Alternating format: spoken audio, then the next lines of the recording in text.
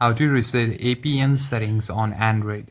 The APN, that is access point name, contains the instruction and network paths your phone needs to connect to your mobile carrier's cellular network like LTE, 5G or MMS. So if it is broken or incorrect, your mobile data will not work.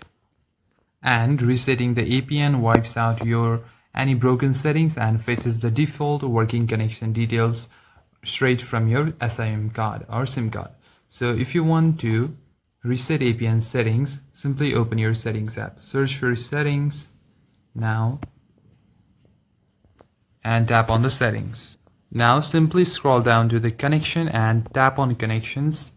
Here you'll find mobile network section, tap on mobile networks, and there you have it. At the second there is access point names and the short form is APN. Simply tap on there.